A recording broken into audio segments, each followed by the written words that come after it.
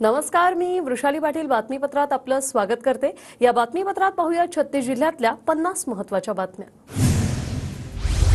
छत्रपती संभाजीनगर जिल्ह्यात मुसळधार पाऊस, कपाशी आणि मक्याच्या शेतात साचलं पाणी। मक्याच्या कणसाला कोंब फुटले, शेतकऱ्यांचं मोठं नुकसान।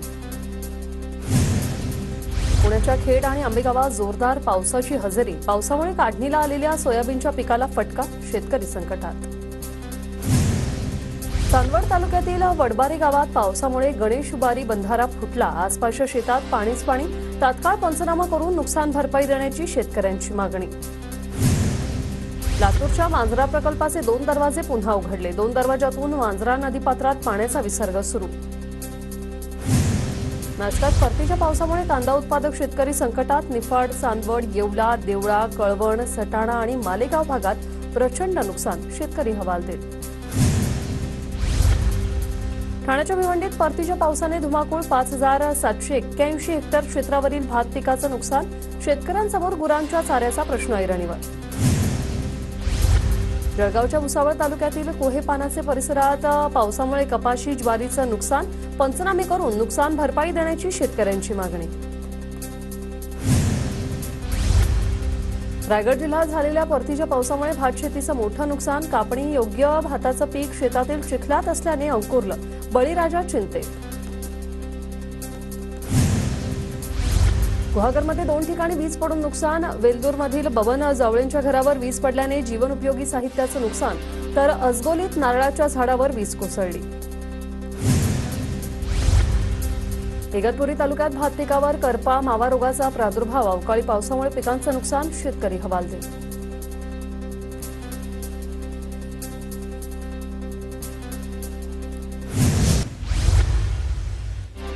चांदवडमध्ये सततच्या पावसामुळे 2 द्राक्ष बागांचं नुकसान। शेतकऱ्याने उत्पादनात नफा मिळत नसल्याने द्राक्ष बाग मोडली।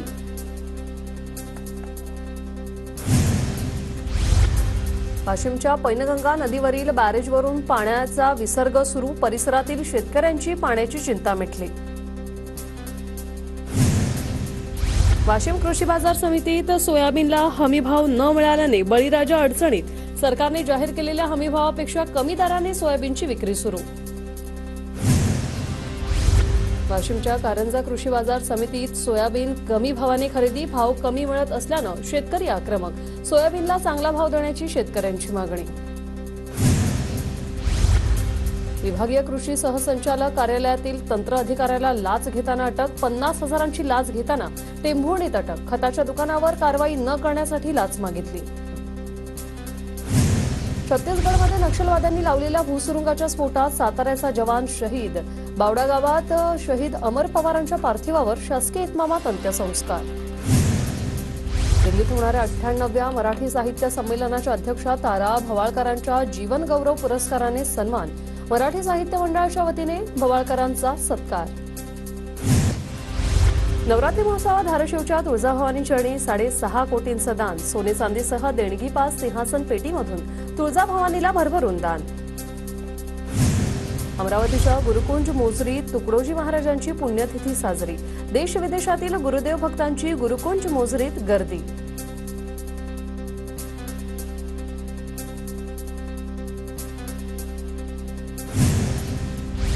दिवाळीच्या हंगामात अमरावती पुणे मार्गावर 50 अतिरिक्त बस धावणार। प्रवाशांकरता ऑनलाईन बुकिंग सुविधा। एसटी महामंडळाकडून नियोजन। भंडारा जिल्ह्यातील साकोली आगारात वाहन प्रशिक्षक प्रदीप करंजेकरांची एसटी चालकाला मारहाण। चालकाच्या छातीवर बसून शिवीगाळ करतानाचा प्रदीप करंजेकरांचा व्हिडिओ व्हायरल।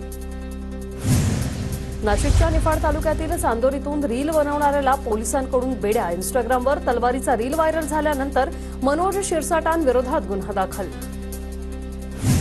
उल्हासनगरात चोरट्यांनी मोबाईल शॉप फोडलं। सुभाष टेकडी भागात पोलीस चौकीत समोरच दुकान। रिपेअरिंगसाठी आलेले 15 ते 20 मोबाईल लंपास।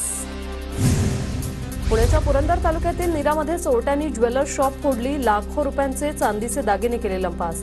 तिजोरी फोडताना आली नसल्याने सोन्याचे दागिने सुरक्षित राहिले। पोलिसांकडून तपास सुरू। एक महत्त्वाची बातमी, मावळचे महायुतीचे उमेदवार सुनील शेळके 24 तारखेला उमेदवारी अर्ज दाखल करणार आहेत। दादा गटाची पहिली यादी जाहीर झाली आणि ही झालेली नाहीये तरी देखील सुनील शेळके यांनी यादी जाहीर होण्या अगोदरच ही घोषणा केलेली आहे। सुनील. बीडच्या केज टोल नाक्यावर घडलेल्या अपघातात कंपनीला दोषी धरत गुन्हा दाखल.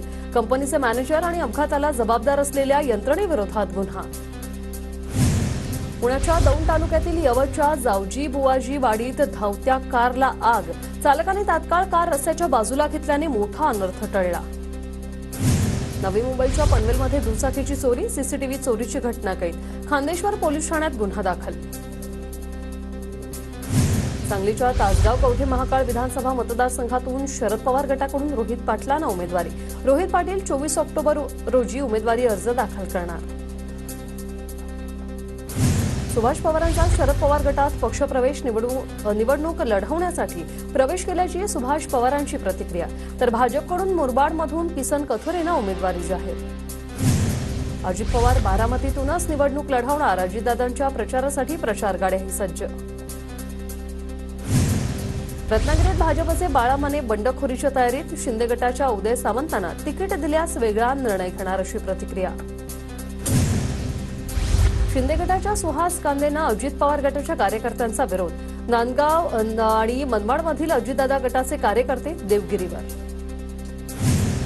श्रीगोंद्यातून प्रतिभा पाचपुतेंना उमेदवारी मिळाल्यावर पक्षातील इच्छुक नाराज. भाजपमधील श्रीगोंद्यातून इच्छुक असलेल्या सुवर्णा पाचपुते अपक्ष लढणार. तर दादा गटाच्या अनुराधा नागवडे मविया जाण्याचे संकेत. नागपूरच्या हिंगणा मतदारसंघातील भाजप उमेदवार समीर मेघेंकडून प्रचारालाही सुरुवात. मेघे यांना भाजपकडून तिसऱ्यांदा उमेदवारी.